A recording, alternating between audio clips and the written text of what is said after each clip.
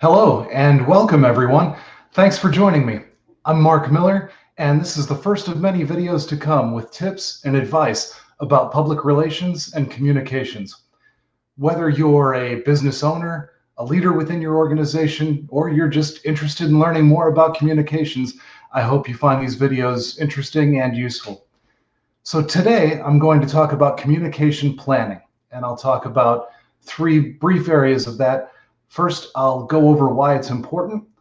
Next, I'll discuss what it is and a little bit of how to do it. And last, I'll talk about where you can find more information.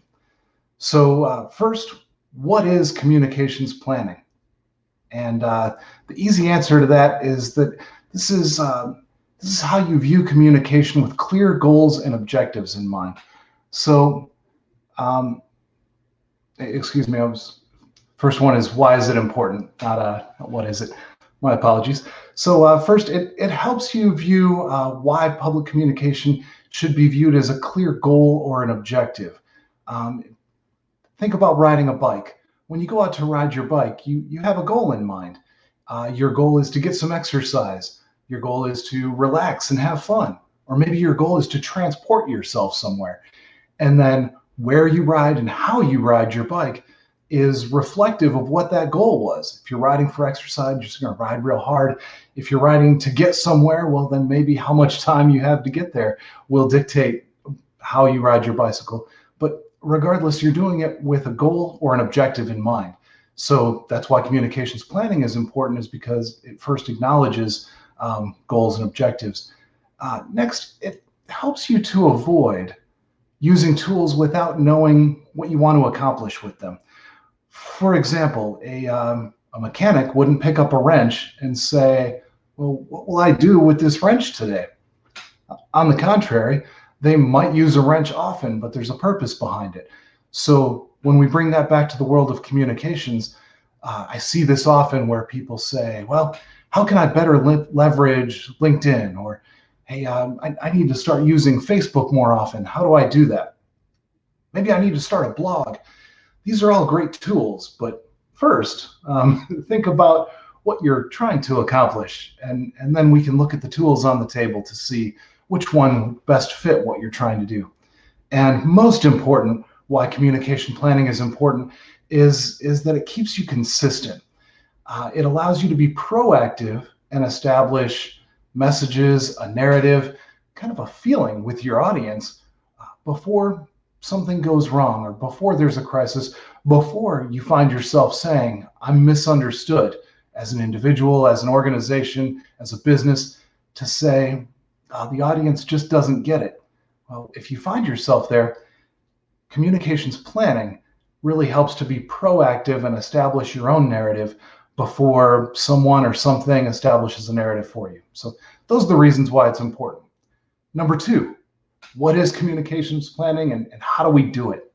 So like I said already, we're going to take a goal of you, your organization, your business, and we're going to use that to establish a communications objective, which will obviously need to support that goal. So it's going to establish a plan to accomplish those communications objectives we come up with. We're going to use that to establish a plan and then look at some steps within that plan to really, in a methodical way, get to the objective. So the first of those is identifying your audience. Now, some of you may think that's easy. Oh, my audience is the whole general public. Or some of you realize that, hey, it's easier if you narrow that audience down a bit. And I think a lot of folks have gotten very good at figuring out who their audience is. An important next step to that is considering and researching their motivating self-interests. What will resonate with this audience? What will speak to their interests? What will gain me credibility with this audience? And asking those questions, acknowledging and honoring those motivating self-interests will get you a lot further with your audience. Next, we have to determine our messaging. And that's done taking the last two steps into account, saying, okay, well, this message I came up with, it sounds flashy, it sounds good, probably resonates, right? Well, does it get us closer to our objective? And is it acknowledging who our audience is and what their motivating self-interest is? If the answer to both is yes, hey, that goes into your messaging. If the answer doesn't seem clear, you might need to work on those messages a little bit further. Next are the strategies and tactics. And these are the methods that you're going to use to get your message to your audience. So, and for a lot of folks, this is the fun part. This is deciding which tools to use. This is when you get to decide, well, do we do a big social media push, or do we spend our time pitching these interesting story ideas to traditional media like television, newspaper, radio? Is it a combination of both? Maybe we need to start a blog. Perhaps it is getting a podcast going, whatever it may be. Those are the menus of strategies and tactics, and there are many more. That's the menu of strategies and tactics in front of you that will help you to get that already crafted message out to the audience where you know they are, where you know their motivating self-interests lie. And last but not least, this gets skipped a lot, but don't forget to come up with an evaluation plan as part of your communications plan. What do I mean by that? Establish measures of effectiveness that clearly say the plan worked, the plan didn't work, it worked a little bit. Establish those criteria before putting the plan into action.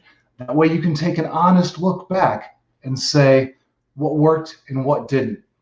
If you skip this step, a lot of times people will drift towards saying, wow, I succeeded because I gained all these followers.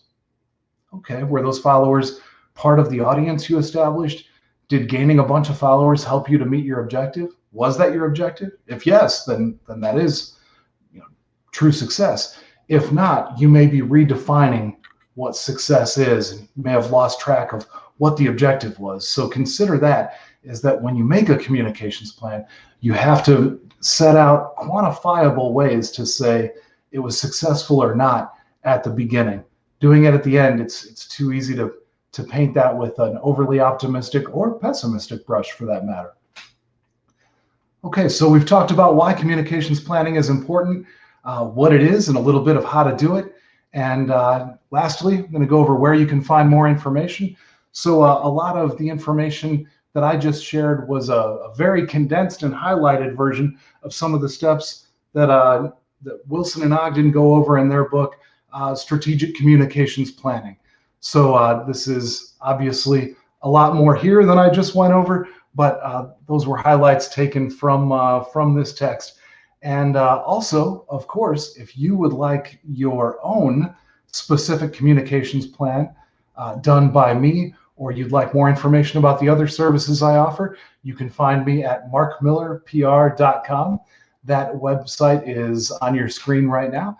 And you can also reach out to me on any of my social media channels, which you've already found if you're seeing this video. So thanks so much for joining me today. And I appreciate any feedback you may have in the comments, and hope you all have a great day. Thank you.